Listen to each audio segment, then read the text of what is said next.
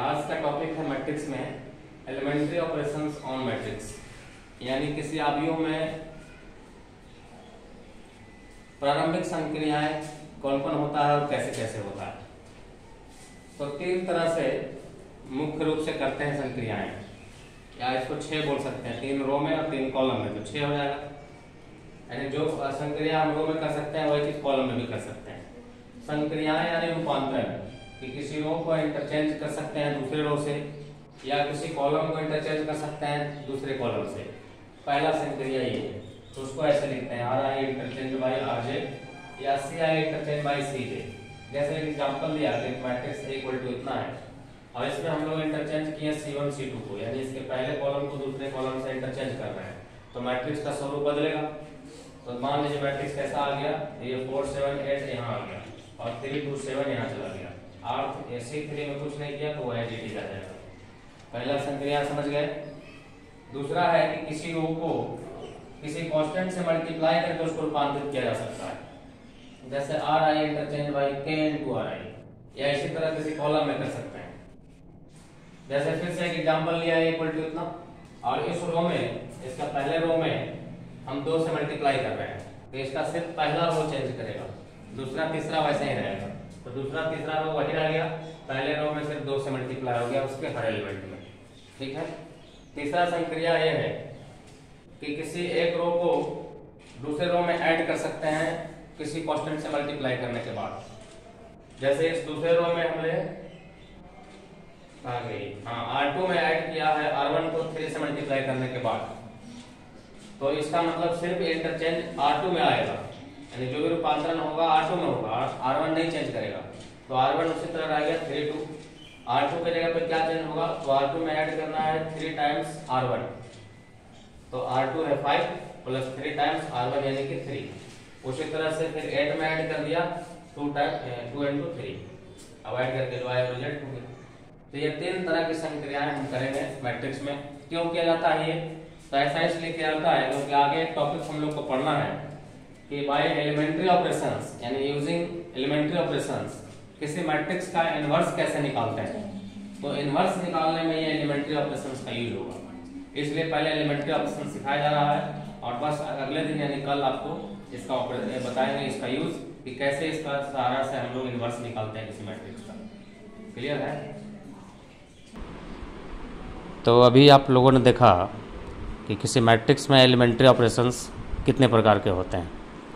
रो और कॉलम दोनों मिलाकर 6 प्रकार के एलिमेंट्री ऑपरेशंस होते हैं। जैसा कि यहाँ भी आपको दिख रहा होगा are I interchange by R J. इसी तरह से एक कॉलम को दूसरे कॉलम से भी इंटरचेंज कर सकते हैं, या एक रो को दूसरे रो से मल्टीप्लाई करने के बाद उसमें ऐड करके इंटरचेंज कर सकते हैं, या किसी कांस्टेंट से मल्टीप्लाई करके दूसरे एक रो को इंटरचेंज किया जा सकता है। इसी तरह का तीनों ऑपरेशंस कॉलम में भी अप्लाई किया जा सकता है। सवाल ये उठता है कि ये 6 तरह के ऑपरेशंस करने से क्या मैट्रिसेस का वैल्यू बदल जाता है। अब बिल्कुल नहीं। जैसे ये एक मैट्रिक्स ए है 3 2 7 5, हमने इसके फर्स्ट रो पे ऑपरेशंस लगाया 2 टाइम्स R1, तो ये मैट्रिक्स इंटरचेंज कर गया इस फॉर्म में।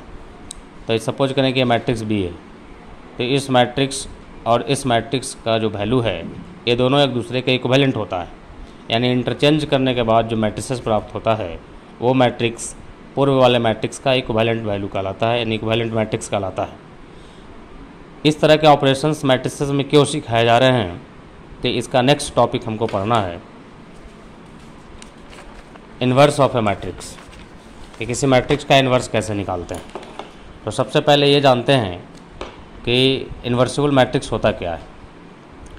जैसा कि आपको यहाँ लिखा हुआ है कि M square matrix A of order n is called invertible if there exist a square matrix b of order m such that AB equal to BA equal to I।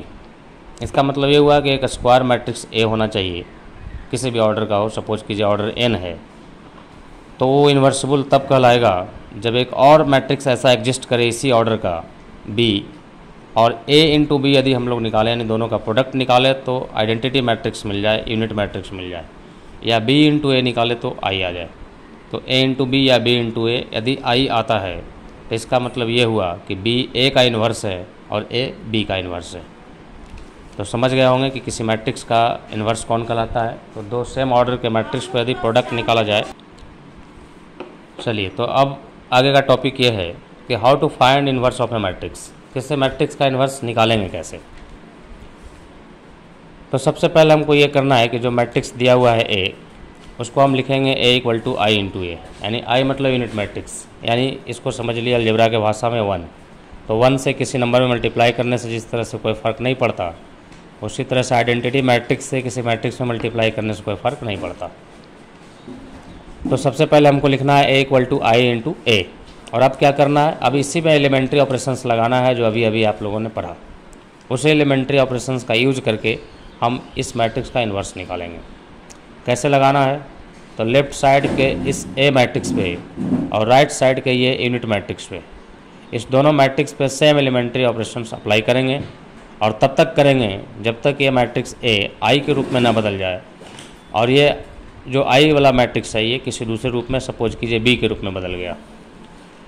तो आई इक्वल टू आ गया B into ए, और यदि definition से देखें तो B into A equal to यदि I होता है तो बी को ही हम लोग ए का इन्वर्स बोलते हैं। तो यही मेरा जो बी मैट्रिक्स आएगा यही ए का इन्वर्स कहलाएगा, यानी यहीं से हम लोग सॉल्यूशन का आंसर लिख देंगे। अब हम यहाँ थोड़ा एक प्रूफ कर दिए हैं कि कैसे ये बी उसका इन्वर्स होता है। तो देखिए, दोनों तरफ ए इन्वर्स से मैंने मल्टीप्लाई किया, तो ए इन्वर्स इंटू आई हो गया ए इन्वर्स, और इधर ए इन्वर्स इंटू ए, इसको हम एक साथ कर दिए, और किसी मैट्रिक्स को उसके इन्वर्स में मल्टीप्लाई करने पे आइडेंटिटी हो जाता है। अब बी इंटू आई यानी कोई आइडेंटिटी मैट्रिक्स का मल्टीप्लिकेशन बी होता है, तो यही A inverse equal to be हो गया। तो इस तरह से आप किसी मैट्रिक्स का इन्वर्स निकाल सकते हैं।